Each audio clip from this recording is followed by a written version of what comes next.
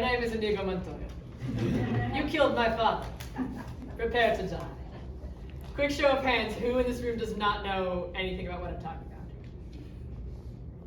Really? Okay. Not to worry, I will bring you up to speed. I prepared for this. All right, hello, my name is Elliot West-Durpak. My pronouns are he, they. I'm a fourth year English major and creative writing minor, and I have spent the past couple years, as said, thinking up this framework of pillars of relationships. So let's get into it, shall we?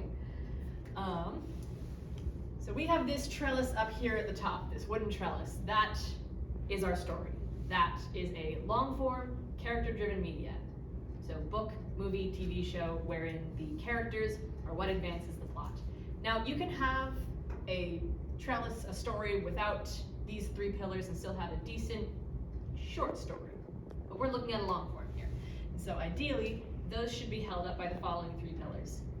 Character to character, character to self, and character to audience. Those are three relationships you want to cultivate. It is the me that I see, the me that you sees, and the me that everyone else sees. So what makes these pillars? Same thing that makes any good relationship. Like, trust, and respect. Do we like this character? Do we trust this character? Do we respect this character? Does this character respect another? Does this character respect themselves? So on and so forth. So with all that, let's get into the example. The Princess Bride, by William Goldman. For our friend who does not know The Princess Bride, our lovely heroine in the middle, Princess Buttercup, is set to, well, she's not princess yet, is set to marry the dreadful Prince Humperdinck, who's about as terrible as his name makes him sound. And, but before she can get married to him, she is kidnapped by three criminals, Vizzini, Fezzik, and Inigo Montoya. Following the kidnappers and the kidnappee is the mysterious man in black, the dread Pirate Roberts. For reasons unknown. But regardless of his reasons, he learns about his opponents, defeats two, kills one. It's not Inigo Montoya, don't worry. After that, he reveals to Buttercup that he is in fact her long-dead lover, Wesley. But we don't really care about that. We're here to talk about the one, the only Mandy Patinkin played Inigo Montoya, the Spanish swordsman. Yes, applause is necessary, thank you. He is going to be the example for this framework here, because I honestly think we care the most about him. So, we're gonna go through the pillars with him. Character to character. Do we like this guy?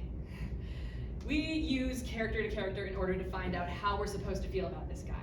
Within the first 5 minutes of meeting Inigo, we find out through Fezzik and Vizzini, his boss and his friend, exactly what kind of person he is. He objects to kidnapping Buttercup in order to start a war, though it is a long and historic profession. And he shows that he is good friends with Fezzik by getting into a bit to rile up Vizzini and make each other feel better after Vizzini has yelled at them. So from this, we learn that Fezzik likes, respects, and trusts Inigo.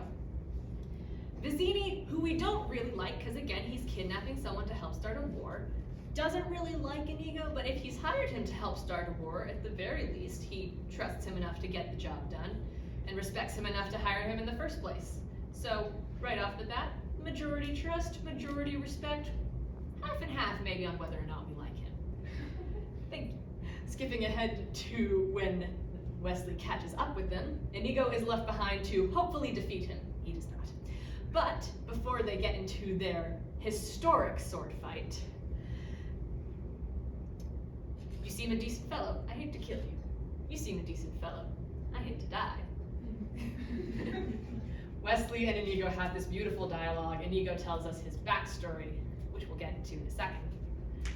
But more than that, he helps Wesley up off the cliff. He doesn't just let him fall to his death. He helps him up and swears on the soul of his father, Domingo Montoya, he will reach the top alive. And when he does, he gives Wesley the chance to catch his breath. So in that, Wesley, who's never even met Inigo before, trusts him, respects him, and if you say to someone, you seem a decent fellow, I hate to die, I think it's pretty fair to say that you like him at least a little bit. So we've got majority, like, trust, and respect. So we have a certain idea of how to feel about Inigo before he tells us anything about himself. And what he does tell us about himself makes it even better. who even is this guy? Character to self. So, Inigo sits Wesley down and asks, you don't by any chance happen to have 6 fingers on your right hand? A weird way to start a conversation, but sure. Wesley does not. He has the 5 fingers. But he explains to Wesley that when he was 11 years old, the 6-fingered man struck down his father in front of him with that very sword. And since then he has sworn and dedicated his life to avenging his father and the study of fencing. And with this, we learn how Inigo measures himself, by his skill set and by his ability to complete his revenge.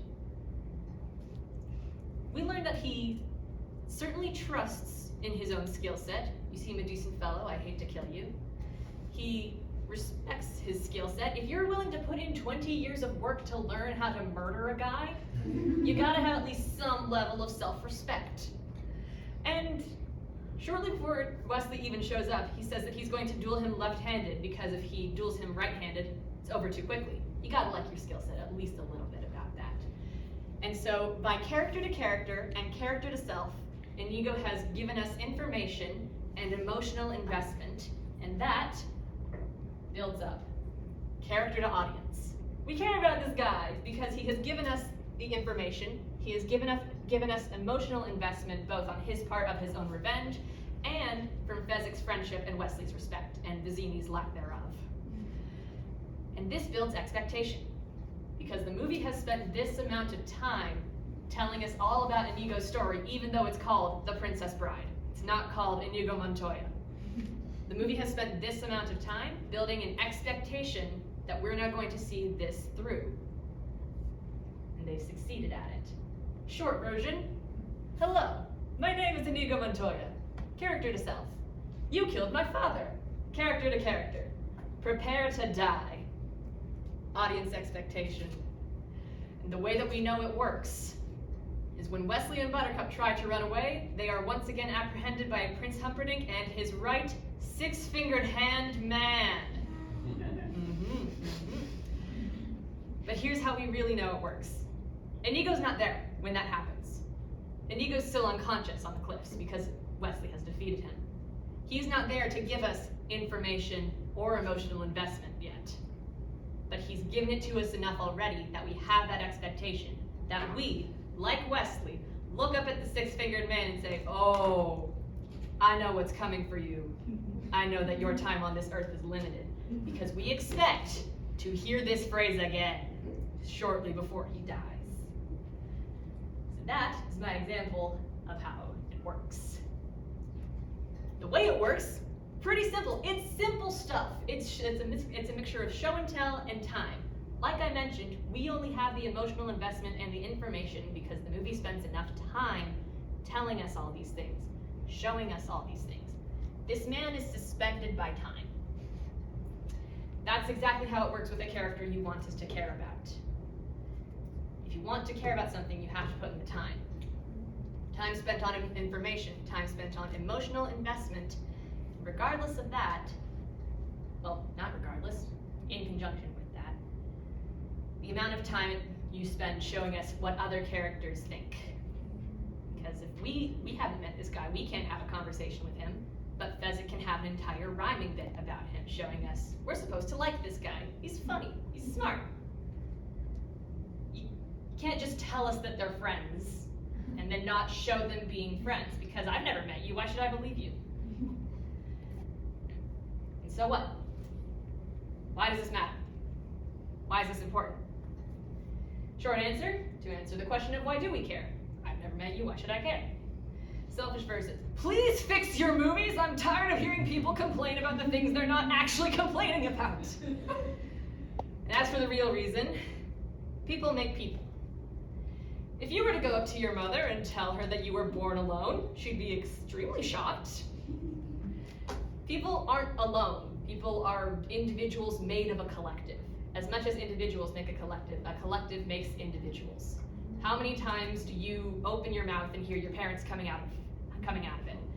How many times do you look at something in a store and think of a friend you haven't talked to in years, but they still hold that place in your brain? How many times do you quote that line? Do you know how many people it makes to takes to make movies? Hundreds of people! People make people. No one stands on their own. No author stands on their own. No writer stands on their own. There's an entire team of editors, movie makers, people willing to listen to their crackpot theories right behind them. But we can't put all those people in a book. You can't put all those people in a movie, or at least on screen. You have to give us characters. I'm an Airways trans man. I could stand here and talk about representation all day long. But in the larger sense of representation, as much as characters are simplifications of people, they are representations of people, and no person stands alone. People are made of people, and they are made of time that people spend to make those people. It's unfair of us to expect our characters to stand on their own just as well. You need to put in that time. And with that, thank you for yours.